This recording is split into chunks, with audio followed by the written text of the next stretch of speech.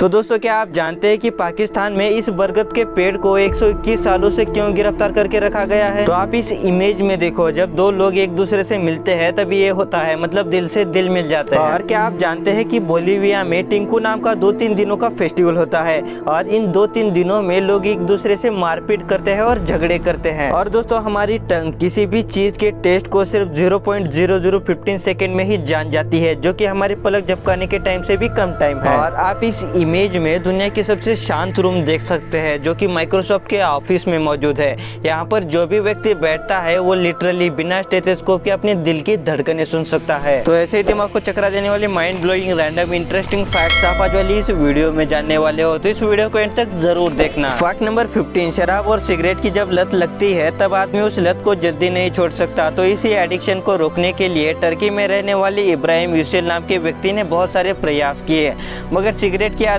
तो छूटती नहीं थी और इसके पिता की मृत्यु भी सिगरेट की वजह से ही हुई थी।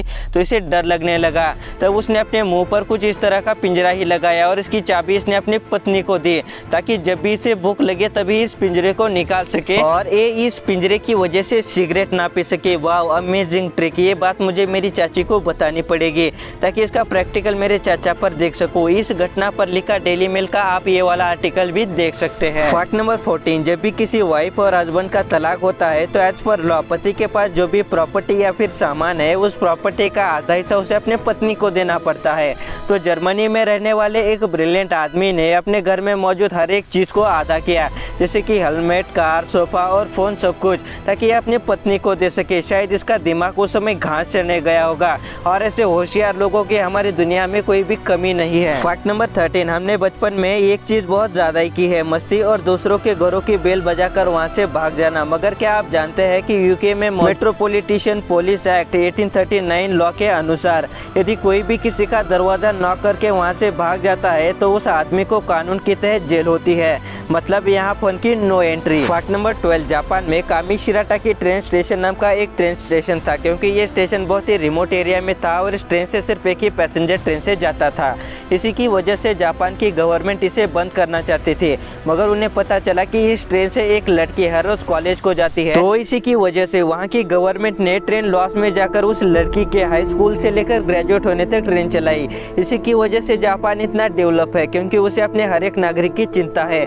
मगर हमारे इंडिया में तो पूछो ही नहीं, यहाँ 1 लाख लोगों की भी कोई चिंता नहीं है। फैक्ट नंबर 11, जब भी कोई प्राणी, पंछी या फिर इंसान एक जगह से दूसरी जगह पर जाता है उस चीज को माइग्रेशन कहते हैं। मगर क्या आप जानते हैं कि दुनिया का हर साल का सबसे बड़ा माइग्रेशन फ्रूट बैट यानी चमगादड़ों का होता है, और इस माइग्रेशन में 10 मिलियन यानी 1 करोड़ के आसपास चमगादड़ डेमोक्रेटिक रिपब्लिक ऑफ कॉन्गो से झाम्बिया जाते हैं। मगर जब इस साल ये चमगादड़ झाम्बिया पहुंचेंगे तब उनके प्रेसिडेंट का रिएक्शन लिटरली कुछ इस तरह का होगा। देश संकट में है और हम चुप नहीं बैठ सकते। Fact number 10, Andre the giant नाम के एक प्रोफेशनल रेसलर थे। उनके अंदर होने वाले कुछ हार्मोनल चेंजेस की वजह से वो बहुत ज़्यादा जल्दी बड़े हो रहे थे, और जब वो 15 साल के हुए तब उन्होंने घर छोड़ दिया, क्योंकि उन्हें रेसलिंग से बहुत ज़्यादा प्यार था और वो रेसलर बन भी गए। उनकी मैच टीवी पर आने लगी। सभी फैंस के साथ एंड्रे के पापा भी उसे निक नेम से ही जानते थे, और ये जब 19 के हुए और अपने घर चले गए तब उनके पापा को बहुत ज़्यादा खुशी हुई कि एक रेसलर उनसे मिलने आया है, मगर वो ये जानते ही नहीं थे कि रेसलर ही उनका बेटा है। इतने ज़्यादा चेंजेस एंड्रे की बॉडी में आए थे और बाद में उन्हें पता चला कि अपना ही बेटा रेसलर है। फैक्ट नंबर 9, हमें जिंदा रहने के लिए ऑक्सीजन की ज़रूरत होती है, मगर हमने कभी भी ऑक्सीजन को नहीं देखा। मगर क्या आप जानते हैं कि ऑक्सीजन का कलर कौन सा होता है? नहीं, तो चलिए मैं ही बता देता हूँ। जब ऑक्सीजन गैस यानी हवा में मौजूद होता है उस समय वो ऑर्डरलेस होता है, मतलब उसका कोई भी स्मेल नहीं होता और साथ में कलर भी नहीं होता। मगर जब ऑक्सीजन लिक्विड या फिर सॉलिड फॉर्म में होता है तब उसका कलर ब्लूइश कुछ इस तरह से होता है, मतलब आपने आज तक ऑक्सीजन को नहीं देखा मगर उसका कलर देख लिया। अमेजिंग। फैक्ट नंबर 8, आपको हैरी विल्सन के बारे में पता होगा, जो कि लिवरपूल और वेल्स फुटबॉल टीम से खेलने वाले सबसे यंग फुटबॉलर है। उन्होंने अपना पहला फुटबॉल मैच 16 साल की उम्र में खेला है।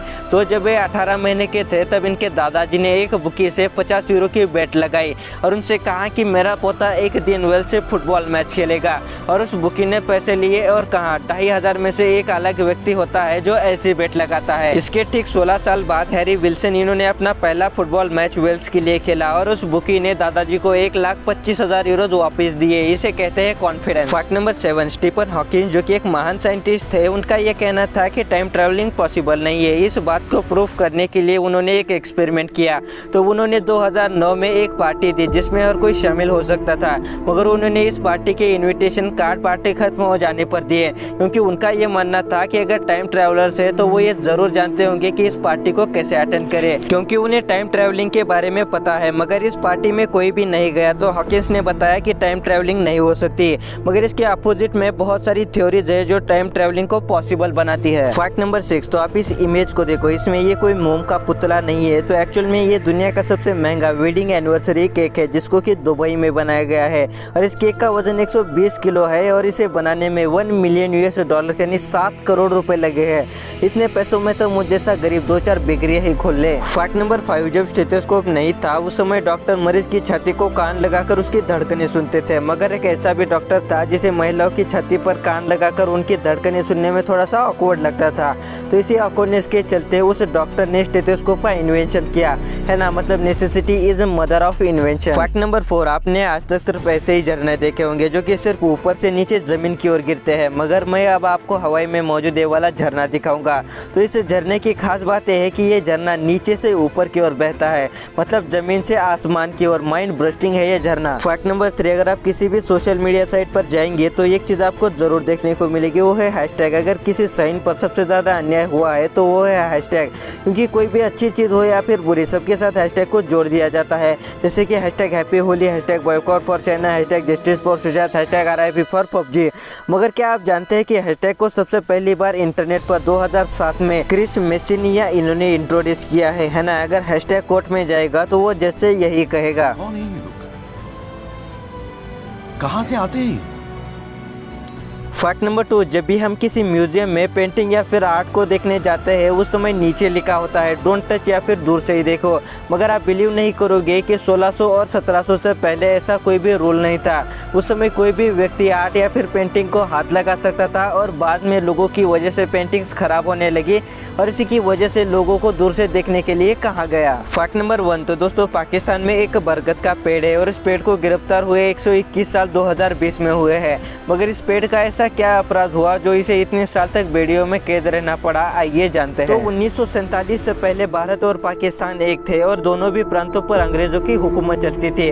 तो 1898 में जेम्स क्वाई नाम के एक अंग्रेज ऑफिसर ने बहुत सारी शराब पी और इस शराब उसे चढ़ने लगी। जैसे ही चढ़ी तब उसे ऐसे लगने लगा कि लैंडी कोटल में मौजूद बरगद का पेड़ उसकी तरफ आने लगा है और तब उसने वहाँ पर मौजूद सिपाहियों को इस बरगद के पेड़ को अरेस्ट करने का हुक्म दिया और तब से लेकर आज तक ये पेड़ वैसे के वैसे बेड़ियों में जकड़ा हुआ है। तो अब आपके मन में ये सवाल आ रहा होगा कि स्वतंत्रता मिलने पर इसे आज़ाद क्यों नहीं किया गया। तो इसका जवाब ये है कि लोगों को भी ये पता चलना चाहिए कि अंग्रेजों का शासन कितना ज़्यादा क्रूर था और इस शासन में मौजूद ऑफिसर कितने ज़्यादा क्रूर और मूर्ख थे। ये पेड़ 121 सालों से कैद में है। अब तो हम सिर्फ यही देख सकते हैं कि इस पेड़ को बिना जुर्म के कितने दिन तक या फिर कितने सालों तक सजा मिलती रहेगी। तो दोस्तों बस फिलहाल वीडियो में इतना है। अगर आपको वीडियो अच्छा लगा तो इस वीडियो को लाइक कीजिए, चैनल को सब्सक्राइब कीजिए, बगल वाली घंटी भी दबाइए, क्योंकि आपको तो पता है कि हम इस चैनल पर ऐसे नॉलेजेबल और इंटरेस्टिंग वीडियोस लाते रहते हैं। ये वीडियो देखने के लिए आपका बहुत बहुत धन्यवाद।